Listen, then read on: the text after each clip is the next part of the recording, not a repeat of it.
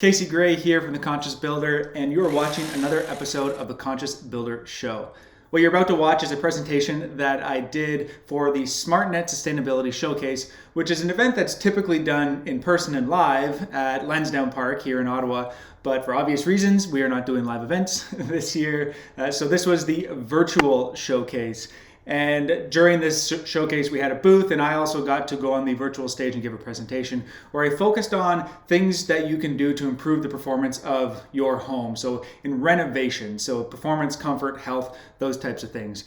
I hope you enjoy this presentation. It's packed full of information as well as some examples of projects that we currently have on the go. One being a stone house built in 1860, and another being a masonry house built in 1920. So enjoy. So here's, I want to share a little bit of a project that we recently just started. So I don't really have any finished pictures yet, but this is a home that we're going to be renovating. So this is a stone home built in 1860 that is probably the leakiest house we've ever tested. This came in at an air test of 11.7 ACH, which is wild. I know those numbers might not make sense to some people if you don't understand the air changes per hour. But essentially, I believe we had, if you were to break that down into the size of a hole in one space, I think there was 680 cubic inches or something like that. Basically, a hole that big is what it would equate to in this house. Of air leakage. But what we're aiming for now is obviously they hired us because they want to improve the comfort. And this is an old stone home. We don't want to do anything from the outside. So we're doing a lot of work from the inside. And as part of that, I'll share some numbers that we have, but right now they technically need about 143,000 BTU furnace to heat this home. By the time we're done, we're hoping to get it down to 50 or less, 50,000 BTUs or less, which will be significantly less. More if we can. It kind of depends on. It's a budget game as well when we do renovations. You know, where do we focus all of the or some of the efforts, and sometimes we can do it in phases. One thing I really want to stress, as I said at the beginning, is air sealing. So to give you an idea of how much just focusing on air sealing would do in this case, if we were able to get it down to 1.5 ACH, which is a requirement for the new CHBA standard of net zero buildings, if we only focus on air tightness and did nothing else for the renovation, we would be able to reduce the heat loss. So the gigajoules per year in terms of heat loss would drop from 314 to 74, which is about a 76% reduction in heat loss. And that's only if we focus on air tightness and did absolutely nothing else. If we didn't add any insulation to anywhere, if we didn't change the heating system, we didn't do anything, just air tightness. So this gives you an idea of where's the lowest hanging fruit. Obviously, this is not a cheap thing to do or an inexpensive thing to do, I should say. But it is the most important thing because not only will this improve the performance of the home, it will also improve the comfort. And that's what it comes down to. If you're at the end of the day, if your home is not comfortable, you are going to be turning up the heat, right? If you are going to be turning up the air conditioner in the summer, you want a comfortable home, and air tightness, can't say this enough, is what is one of the most important things when it comes to comfort in a home. And to go a little bit on the acoustic side too, that Chris touched on, is sound travels through air, like through cracks, right? So if your home is, the more airtight your home is, the quieter the home will be, meaning that the outdoor sound won't be coming in. So if you're in the city and you have a nice tight home, you won't hear those trucks going by as often. I've been in passive houses. We did an ICF passive home for another Chris Straka of Vert Design, and he's almost right on the road where they're digging tunnels, and there's dump trucks driving by, and you can't even hear the dump trucks when they come beside his house. It's wild. But that's partly insulation, but also air tightness. Now, in this same home, if we go to the overall energy consumption, if we are able to get it down, once again, only focusing on air tightness, we could reduce it from 367 gigajoules per year. So this is all of the energy for the entire home down to 65, which would give us about a savings of 82%. Once again, air tightness only. Now, the reason why this is different from the other one is strictly focusing on heat loss. This will take everything else into consideration. There's going to be air conditioning as well. So The way we're going to do it in this house is we're really focusing. I can go back to the picture. These walls are about 2 feet thick, stone right through. We are going to do an air barrier on the inside. And this one is exciting because we haven't been able to do it on a stone home before. So it's we're going to be trying a couple new things. Obviously, we've done our research, but we haven't had the opportunity to do them yet. So we'll focus on inside. We will be doing a liquid applied air barrier on the stone, and then which is permeable because we want to make sure that it can breathe, the vapor can travel through it. And then we're only going to be adding about R24 worth of stone wool insulation, so rock wool insulation. And then we'll upgrade the insulation in the attic. We'll also improve the air tightness there. And there's conversations to be had about what to do in the basement because it's a dirt floor crawl space. And we know that we're losing a lot of air through the floor potentially. So it was basically a wind tunnel through there when we were doing the blower door test. Pretty wild. Now, another building I want to show is one that we started a little while ago, but it's still underway. This was a brick home built in 1920. So once again, it's not wood frame like most houses in Ottawa. This was 2 layers of brick, and the back addition, if you can see my cursor on the back part, this was actually done in 1940, this addition, but this was block addition, and they have brick on the front of it. So this was a little bit tricky and has been tricky because it's actually in the city. So you can see how close the neighboring houses are. There's one here, there's one on the other side. And we decided to do everything from the outside here. So when you get into adding more insulation, you have to think about how that affects the building. With the stone, that's going to be a lot more, it's going to be able to handle the freeze thaw cycles that we live in. Brick can be a little bit different. So if we were to do this building from the inside, for one, they'd have less space on the inside, so it'd make the home a lot smaller. But two, the brick partially lasts as long as it does because of the heat loss that the building had. So it dries it out in the winter. If you were to block all that heat from getting to the brick in the winter months, that brick would eventually start to crumble because the moisture would get into it. It wouldn't be able to dry, and then it would freeze, and then it would start popping the bricks. So in this case, we've actually decided to go on the outside and essentially take that whole jacket concept that I talked about at the beginning and wrap the whole house. So you're going backwards there. So here you can get an idea of what we've had to do. It's been some interesting framing. I'll show another picture, but everything had to be foam over the roof.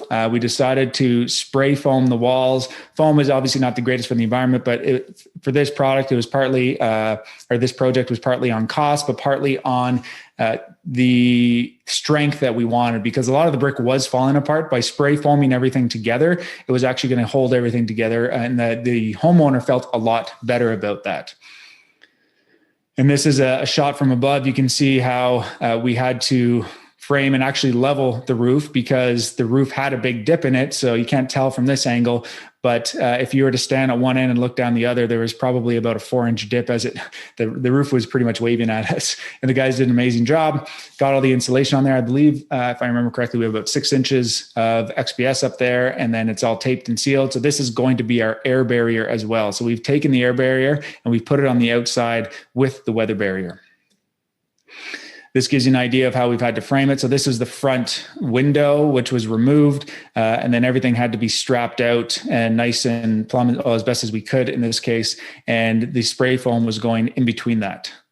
That gives you an idea of what happened after. And that's why we had to tarp it too, because we get into colder weather. So we need to make sure that we had some heat stain in there in order to make sure the foam would cure properly.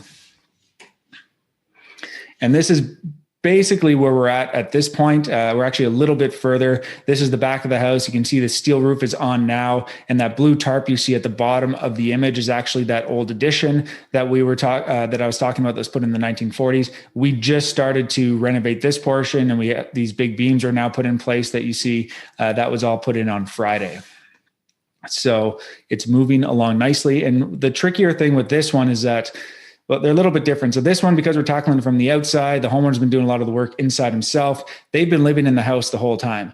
The other home where we're doing it from the inside, we're gutting it. So they've had to move out for 6 months. And that's the only way we could do it. There's no other way that we could renovate the inside of that house. We had asbestos to deal with there as well, which I believe we did here as well. So that's common in a lot of these older houses.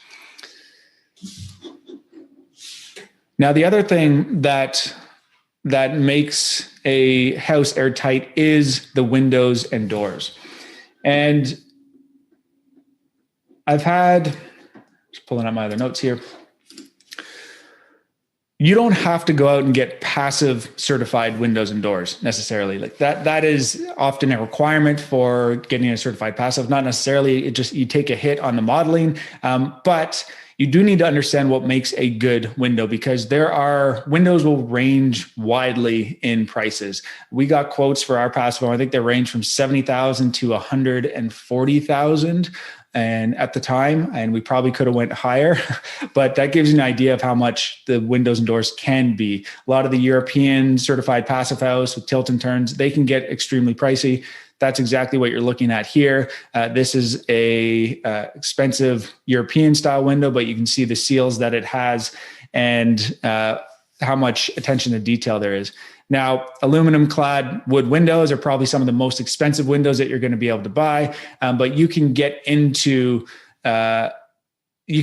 good performing window made out of PVC if you're okay with PVC. We do, on the cost effective side of things, we've done a lot of windows with North Star. They perform well. We haven't had any issue with them. Obviously, service is a big thing for us when it comes to working with products. So we want to make sure whoever we're buying from, if or when there is an issue, that we can get good service. And not a lot of these companies have the service available within Ottawa. If you're ordering overseas, who's going to service that if something were to happen? That's always the tricky part in our position as a builder, as nice as some of these products are. But to understand a window, so you want to make sure that you have, like when we're talking triple glazing, the glazing is going to be the glass, whereas the coatings will be like the low E coatings that would be on the inside of the glass. And the spacers in between are what you want is super spacers. So you don't want aluminum spacers. You don't want an aluminum frame that goes all the way through. You can have aluminum clad on the outside. Sometimes, like we get into commercial windows for strength sometimes, and it's going to be aluminum. That's going to affect comfort when you're standing close to that window. You just need to understand.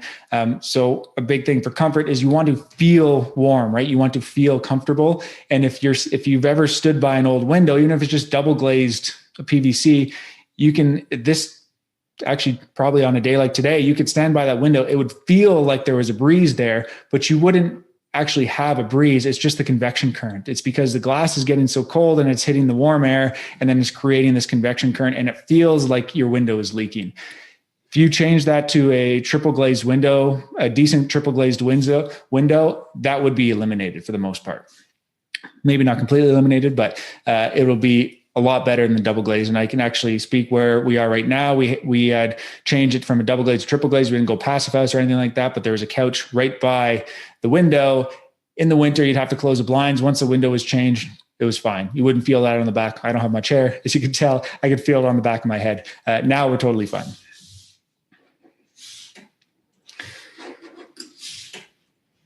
This gives you another idea of seal. So if you have a window that's opening, you want to make sure that it's going to be able to seal properly, because the sealing, like the windows and your doors of your home are essentially the weakest point of your wall assembly, of your envelope.